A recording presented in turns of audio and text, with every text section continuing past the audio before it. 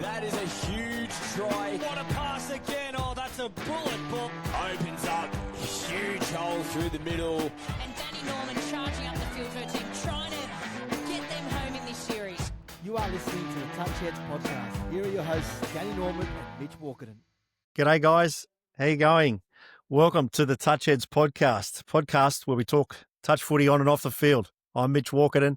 I'm joined by my host, Danni Norman. How are you, Danni? Good, thanks, Mitch. Excited, a little bit nervous. Yeah. We're finally here for kick-off with the podcast. It's been a little while in the making. Yeah, and a few little technical difficulties, we'll call them. This is new for us, everybody, so we're not really sure what we're doing, but we're willing to give it a red-hot crack, so we'll see where we go with it. Yeah, 100%. While you sort of say, do you want to give the viewers a bit of an insight? How did it come about, Danni, and why? Why a touch podcast? Yeah, well, funny story. I actually got a call from my good friend, Matt Scranage. Everyone knows him as Scrano, tipping me up that you were going to give me a call, and I happened to be at a boozy girls' lunch when you did give me the call. Yeah. Guilty. I'm a mum now, so I don't get them very often. Rip in. Yeah, 100%. So, yeah, I was at a boozy girls' lunch, got the phone call, loved the idea, thought it was awesome. And it's definitely something that I've wanted to do for a while now, just haven't really been sure if there was an appetite for it, if I was going to be good at it, if there was someone that could do it with me, because there's definitely no way that I could do it by myself. And when you called, I was all ears and so on board. You bought the idea, we've worked together on it, and yeah, we're here. Yeah, no, for sure. And to give everyone a bit of context, Danni and I know a lot of people in common, but don't really know each other or didn't know each other, 3 months ago. But all the conversations, we're so aligned with regards to, I guess, the end product, with regards to, what we want to, put out there on a weekly basis on a Wednesday when we drop, talking about the greatest game on the planet, touch football. Bit of fun, bit of education. We don't take ourselves too serious. I think it's been great that we've just aligned with regards to, what our vision is. We'll get some, guests on and, talk all things touch on and off the field. Yeah, absolutely. And you said it, Mitch. You've gotten to know me a little bit better. I definitely don't take myself seriously. You definitely don't take yourself seriously. So I think the whole idea around this podcast is we don't want it to be a typical stale, boring old podcast that we're just going to get on here and break down moves and talk about who's your favourite coach? What's your favourite move? Favourite coach, that sort of stuff. We don't want that. Not interested. We really want to make it fun. We want to get viewers involved. We want it to be a collaboration, I guess, with the touch football community.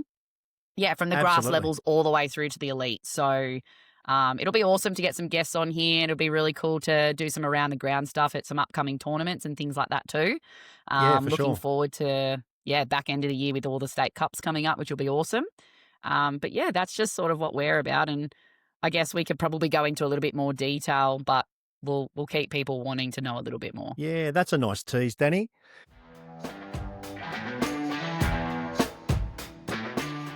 Can I get you to share, how did you come up with the name TouchHeads? Because, spoiler alert, I sent some shit suggestions for 2 weeks. What about this? What about that? And they were all garbage.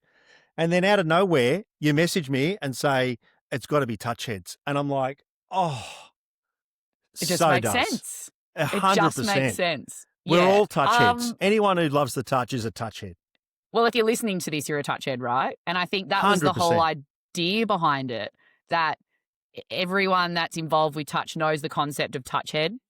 We all throw it out there and use it. I'm married to the biggest touchhead on planet Earth.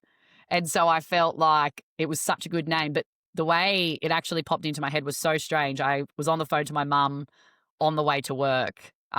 Debbie, shout out to Debbie. She's definitely listening to this. She is by no means, she's not a touch head, but is obsessed with it. It's a weird one. It's a kind of in-betweener, doesn't know that much about the technical side of touch, but definitely likes to know what's going on and the goss and this and that. So yeah, hi Mum. Thanks for listening. First listener. Yeah, so I was on the phone to Mum and she basically was asking me a question something to do with touch. And I kind of just rebutted with her and said, oh my God, you're such a touch head. And then it popped into my head, oh my God, 100% light bulb moment. That's the name of the podcast. Had to go with it. 100% had to go with it. It's just ideal. Yeah, works well. What about for those, thousands of subscribers who are out there watching? Dad's home. Yeah, I was going to say we need to pause. Yeah, we'll I need to go close pause. the door. Give me It's all 2 good. seconds, Nah, guys. it's all good. Mum life. You can literally hear Coa running through the house going, Dada, Dada. Yeah, no, for sure. And action. So, Danni, for those thousands of subscribers who are watching the pod, thousands, if they don't happen to know you and who you are and what you do, how do you, summarize in 60 seconds a bit of your background with regards to how you get into touch and, how you came to, be playing for Australia, one of, the greatest women's players Oh, to wouldn't play go for New that South far. Wales. We'll see. We'll see. Oh, how did I start? Well, I started playing. Well, I grew up. I was born and bred on the northern beaches of Sydney and started playing at Manly Touch when I was 11 years old. Started playing touch when I was 11, but didn't start at Manly till I was about 14 or 16. So I was a bit of a late bloomer down at Manly Touch, which you'd fully be aware of. So, from there, I made my first rep team at 12 for the New South Wales PWSA team. I sort of fell into touch football because I wasn't allowed to play rugby league. My dad said it was an absolute no-no, so touch was the next best thing for me. I went into playing from New South Wales to Manly, Sydney Scorpions, sort of worked my way up the ladder and eventually earned my right into the green and gold and the mighty Blues jersey. And I say that with so much passion as I come to you live from the enemy territory, worst state. How does that go? I feel like that's a whole nother podcast. Oh, it is, eh? It is. That's a whole episode talking about our household dynamic and how it works as a Queensland and New South Wales and now having a little hybrid. Yes, absolutely. Yes.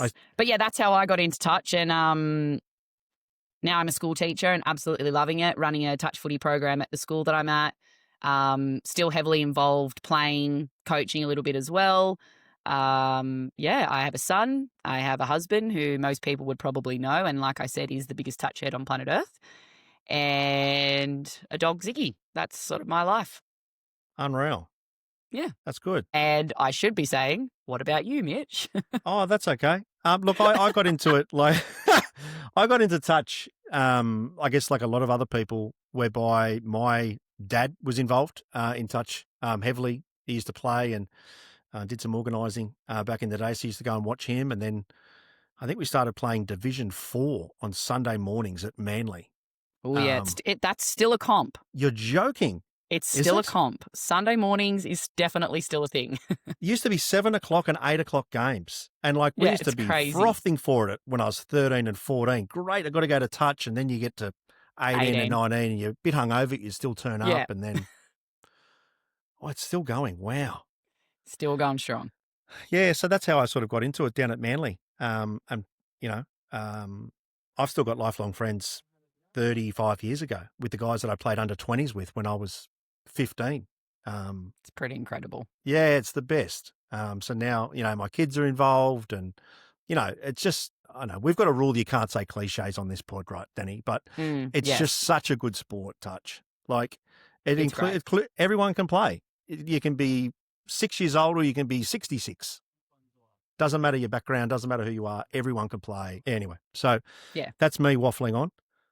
No, I waffle. I'm the biggest waffler ever, and I feel like this is going to help me stop my waffling starting a podcast. Yeah, I'll get it all out of my system, and I'll just get better at getting to the point.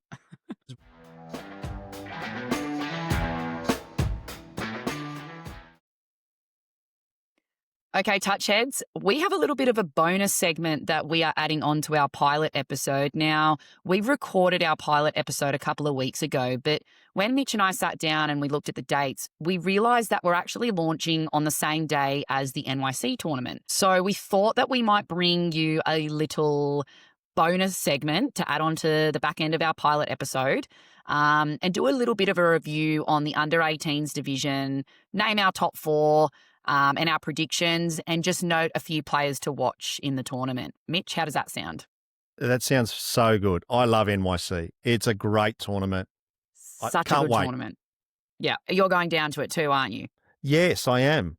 You can't yes, wait. because I know you might have a little My person playing. daughter's playing in CHS, and The son mighty is CHS. yes. I represented in 1996. Oh God, Nice. horrendous. We wore bodysuits, Danny, back then. Men? The boys wore bodies. Dead set. Get a photo. Dead set. I need a photo. I'll have to go to my mum and see if she's got one. She's still got it hanging up on the wall. And son's playing for the Hornets 18s, which is nice. Nice. So yeah, awesome. Yeah, can't wait. So good. All right, so the NYC, for people that don't know, it's one of my favourite tournaments, and I'm assuming, Mitch, it's one of your favourite tournaments to watch too. It's an elite tournament that brings the country's youngest and freshest talent together to compete for the best youth team in the nation. We've had a little bit of a look at the team lists, coaches, and the what do they call it? They used to call it the wrap-up magazine, the TFA magazine that's dropped on the website. And we might start with the girls, Mitch, for Fantastic. the under-18s division. I think the top 4 teams, look, I've actually written 5 because I think there's a clear top 2 for me. And then I've got 3 teams that I think are going to be really fighting for that 3rd and 4th spot. So I'm going to start with the back end and I'll get to the top. So I've got the Sharkies under 18 girls mentioned. And obviously for those people that follow the NYC would be aware of this, but in New South Wales, the school systems, they break up into 3 teams, whereas the QWST system only breaks up into 1 ultra mega teams. The regions in Queensland tend to be quite strong because not everyone can fit into that 1 QWST team. Whereas in New South Wales, and I mean this by no disrespect, I am the biggest New South Wales supporter and region supporter ever. They're just not as strong because they have to filter in as first preference into their New South Wales school teams. So that is why Sharks are the only regional team that I have mentioned today. But yeah, honourable mention, and I think they're going to be somewhere within that 3rd and 4th or 5th spot.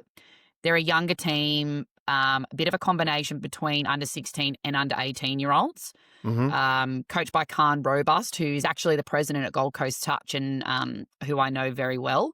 But a lot of these girls have also worked with Lauren Dayberg-Muir. For those who don't know Lauren, I don't want to say it, but she's Drummy's wife. But she is absolutely incredible at coaching youth division. She's coaching the 14 Sharks at the NYCs as well. She's worked very closely with this 18 girls Sharks team as well. So I think there's going to be a few ruffled feathers. I think they've got nothing to lose, and I know Khan will have them firing. So players to watch, I would just say Harper Eldridge. She is a 16-year-old middle who I've had a lot to do with and have the opportunity to play with. For her age, her touch IQ is unbelievable. So incredibly smart, got a great ball on her, but it's the way that she can manipulate defence and get people in places that I think is most impressive. And my second player to watch in that team will be Gemma Uphill. She is another Gold Coast junior. She's the first person, if I was a coach at that age group, would pick in my team purely out of the fact that she just does all the 1%ers, is the best utility, can play any position, and is just an absolute workhorse. So I'll jump to the next team that I am predicting in the top 5 or top 4 spot, CIS. I've my sister Shelley and I have actually coached the CIS team the last couple of years, and we've passed the baton on to Bella Slattery and Abby Pappenhausen, so 2 quality coaches there. Indeed. And I've got a little bit of inside information from Bella. I asked her, because I'm not familiar with the current the team and girls, who she thinks would be the players to watch. So this is coming from B Slats, which is a very reliable source. Phoebe Joslin, who's a fast winger, great chat and makes awesome defensive reads. And then we've got Polly Roche, who is an epic ball player. So they're the 2 players to watch from the CIS team. Again, I don't know where they're going to sit or where they're going to finish, but I think they'll be somewhere within that 3rd, 4th and 5th spot. My next team is the CCC team, so the Catholics in the New South Wales system. Another reliable source that I reached out to, not the coaching staff, but the one and only Gab Ma, or Gab Rose, as most people know her. Friend of the podcast. Friend of the podcast. She's waiting to come on. I can't wait to pick her brain on a million things. She's actually like one of my biggest idols as well. I've always looked up to Gab. We both play in the number 6 for New South Wales, and she's an absolute legend. So shout out to Gab. I'm sure that she'll be at NYC's this year, probably doing some commentating and whatnot too. So from Gab's recommendations or people that she is noted for players to watch, we've got Chase Perrott, a Manly junior, and I think she's been in the team maybe 2 or 3 years now. Captain last year as well. Captain last year. So I'm assuming she'll probably be captain again this year. Probably, yep. Leading by example. And then we've got Amber Stapleton, who is an ultra-fast winger. So that's another player to watch. Yep, sure. Now, you're probably going to be able to add a little bit more here, Mitch, but it's a pretty clear top 2 runners for me. It usually is these top 2. I'm an ex-CHS girl, so I know what they're built and what they're made of. I'm going to back CHS, but I'm going to talk on QWST first. I think that they're going to be in the top 2. I don't know if QWST are going to be able to tackle the mega CHS team and team list that they've got. But in terms of QWST and the Queensland mentality, I guess, because I'm married to the biggest Queenslander there is, they just have a never die attitude and a never give up attitude. So I can't write them off. And it was such a great contest last year in the hurling rain. Yeah, shocking conditions. Yes, the weather is looking amazing. So I'm going to be really interested to see what QWST can do. I think that you've got the stats on how many returning players there are, and maybe can talk a little bit on that, Mitch. So I believe there is, in the Queensland side, I think there's 8 girls that played in the Asia Pacific Youth. Evie, Bella, Ochai. Oh, for Australia, yep. Yeah. May, Kate, Summer, Ella, and Michaela, who played mixed. So 8 out of 14 played for Australia, a couple of months back is very impressive. Massively impressive. So that's a strong tournament to be leading into. Obviously, an NYC this year, they're going to come off the back of playing for their country with a lot of confidence. Yeah, absolutely. I've got the same grand final as you, though, and I think we're leading the same way with Mel Mitchell as coach. I think CHS will beat Queensland. Yeah, and absolutely. Go back to back. Absolutely. They're stacked. I haven't done my plays to watch for QWST, but I'll jump back to that. You've got the Berryman girls, Coco Masters. I saw Walkaden in there. Yeah, can I just say, shocking news, Coco has done her ACL. So, no, she has, unfortunately. Yes, so she's... Oh, that breaks my heart. She's one of my Scorps teammates. I know. It's awful. It's awful news. So she won't be actually playing, but... Oh, well, Coco, if you're listening, all the best, mate. I know that you're going to be coming back to bigger and better things, and just trust the process in your rehab and recovery, and we know that we'll see you back on the field sometime next year. Yeah. Poor Coco. Yeah, trying to... Oh, that's really sad, but Sorry, I've just put a downer on everything. I know, trying to salvage the energy I have left. I did see a Walkaden in the CHS team, Mitch. Can you please talk to that? Yeah, so Evie has been playing. Yeah, absolutely proud dad. She was brought in as a shadow. There was a couple of girls that weren't able to play, and asked that there was a few shadows that were asked to come along to a few of the camps, and she was fortunate enough to be selected. So she's in year 11, which is it's always hard to make it as a younger age. When you're not in year 12, given the depth of talent and so many numbers. So, really excited to see how she goes, with all the girls. Like you mentioned, there's a stack of players. I think there's 9 who played last year who won. So I think they're going to be very hard to beat. Yeah, absolutely. Just on that note, with being brought in as a shadow, another person that just comes straight to mind for CHS and shadows, Maddie Studden. Didn't make I think most people would probably know who I'm talking about here, but she's an NRLW freak, superstar, and grew up playing a lot of OzTag and touch footy. She was actually a shadow for the CHS and all schools team way back when. That didn't stop her from creating a name for herself and taking that opportunity with both hands and just running with it. It never held her back. So it's, a great opportunity for Evie, and I'm looking forward to watching her play. It'll be awesome. Thanks, Danny. Yeah, I'm really looking forward to it. So with the CHS team, I've got 2 massive players to watch. I've spent a lot of time with both of them. Aria Ellis, which most people would know as Bubba. Yep. Cannot believe she's still 18. Like, is she serious? She's just come off the back of a Wallaroos campaign, has played Women's Open at NTLs, is an absolute freak of nature. She is going to be so bloody hard to stop. And then my second is Ali Mitchell. Yep. She's currently in the New South Wales women's space. She played 20s this year and has come off the back of a very successful 20s campaign. But I know that she had a lot to do with the success of the CHS girls last year. So between Ali Baba and all the other girls that we've just mentioned, I think that they're going to be an absolute force to be reckoned with. I want to jump back to QWST because I just want to talk about a few players to watch there. You mentioned a few girls had come off the back of an Aussie campaign, Mitch. Two of them that I want to mention are Ella Watkins and Michaeli Robust. And the reason I want to mention them in this particular potty and for NYCs is that they played with the mixed team. And I feel like a lot of the time the girls think if they're getting picked in the mixed team, it's like, oh, I wasn't good enough to make the women's or I'm second best. And it's not that at all. It takes very special people to play the mixed game. And I think between Ella and Michaeli, the physicality that they would have played at the mixed trans-Tasman against the New Zealand boys and with the Australian boys is only going to add so much value to their women's game. So I'm really looking forward to watching them play this week and seeing what they can bring to the table. Yeah, no, really, really good point there. It does take a different type of player, and it'd be really good to sort of see how they go this week. All right, Mitch, we'll wrap up on the girls and we might take a look at the boys if you want to give us a little bit of an insight into that. Thanks, Danny. So I think just working similar format, I think that Triple C will lose a semi-final. And I think it's quite interesting because as CIS won last year, New South Wales CHS and Queensland schools are actually in the same pool. Yeah. So whoever wins the pool game will finish top and will potentially play Triple C, whereas the loser will play CIS in the semi-final, if you can sort of follow along.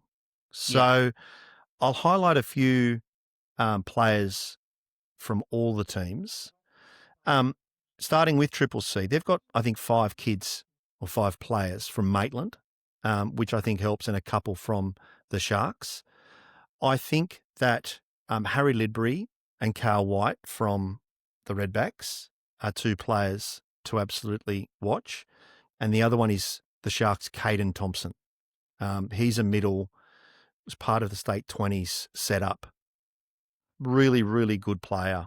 Will just work really, really hard. And I think you'll find that, he'll be involved in a lot of good things that happen with Triple C.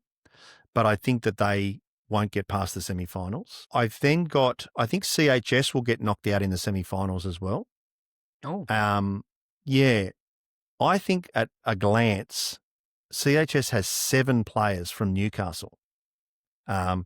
Coach Dave Stewart will have them fit and firing and running and ready to rumble. Cooper McKenzie will be one to look at, as well as Laith Brain. Both Hornets boys, both middles. I think you'll find that they're heavily involved in, the overall success of the CHS boys. The Queensland side, I think they will lose the grand final to CIS. I know I feel like I'm sort of rushing through this. No, not at all. I think Jonte Brown is one that you really need to keep an eye on. I think he'll go close to being the best player at the tournament. Wow. He can dive, he can pass. He was part of the Aussie 18 side. His brother Kalis was also in the 20s mixed. Really, really good touch family. I think he will, go really well. And then a name that, people know, Hayden Matters, in the touch circles as well. I think he will, figure quite prominently for the Queensland school side. But the team, I think, just like the girls where CHS go back to back, I think CIS with coach Nick Good, I think that they will go back to back. Again, I think that there's 5 boys from the Manly side that just won the under-18s. Isaac Saxon, Jack Tilo, Jake Medved Jake is Jake. such a freak, up and coming, really good young player for obviously Manly and now for CIS too. That's great to hear that he's in this team. He made State of Origin, I think, when he was 16. Yeah, that's so unbelievable. So I think he's certainly one to watch. And then there's a couple of others. They've just got a really good mix of talent. CIS. Logan Tui also played. He played in the state team for the 20s. And Logan Bubb from Hills. He'll just run his ring out. Excuse the French. In the middle. And I just think they've got too much skill, but they'll outwork. Nick will have them. They'll just work teams. It's back to 20-minute halves.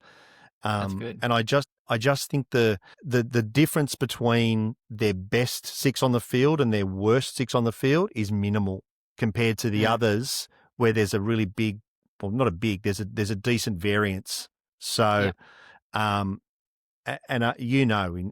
the 4-day tournaments, 2 20-minute halves, I don't care how fit they are. The best teams will win these type of tournaments. With the State Cup, which it's 30 minutes and it's turnaround, sometimes, there's other variables in play. But for these other, longer tournaments, the best teams, the cream always rises to the top. There's a cliche. Oh, no. Cliche alert. Yeah. So that's how I see it, Danny. Yeah, I agree, Mitch. I agree with all of those predictions and plays to watch. I think one thing I want to note on the NYCs is that I think it really comes down to coaching as well, because as we all know, coaching young people is very different to coaching open and elite level and adults. So people that know how to, the coaches or the best coaches that know how to get the best out of their young players are usually the ones at the end of the day holding the trophy. And I know, for example, in the men's, we were just talking about Goody. He's very clever. He knows what he's talking about, and he'll definitely have those boys firing and ready to go. So, I'm really excited to watch the NYCs this year. I think there's some friggin' good talent out there. And, Mitch, I think it might even be worth doing a bit of a review on the NYCs after the tournament has been played, purely because it's all well and good to do player shout-outs and spotlights and give our predictions on who to watch, but going to watch the tournament, I'm actually hoping to get down there for one day. We'll see. But watching the tournament, I want to be able to highlight the players that did step up to the challenge, that did perform, that had a great week, and really do a bit of a review and cut some footage maybe and just talk about what they were able to do. Oh, my AirPod fell out. There we go. I'm back. What they were able to do at the NYCs this year. So, I think we might do a little bit of a NYC review as our next episode. What do you think? I love that idea. I think it's a really, really good idea. We'll get some vision, we'll get some footage, we'll do a deep dive, bit of analysis. Such a good idea. You're full of ideas, Danny.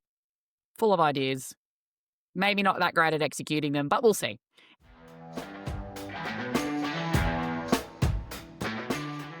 Well, Danny, that was short and sharp. The pilot, not a lot to, sort of cover, but just a bit of an intro about who we are and what we're about. And when are we dropping? It's Wednesdays, I believe. Wednesdays is definitely going to be when we drop the podcast, and we'll be releasing them weekly. So keep an eye out on our socials. We will have Instagram, TikTok. Look for everything at TouchHeads or at TouchHeads Podcast, and that's where you'll be able to find us. Obviously, YouTube as well for the people that like to visualize and watch the podcasts, as well as Spotify. How good's that? Pretty cool. All right. Thanks, Danny, for the intro, and really look forward to, continuing to work with you on this journey. Sounds good, mate. All right. See you soon. See you, TouchHeads.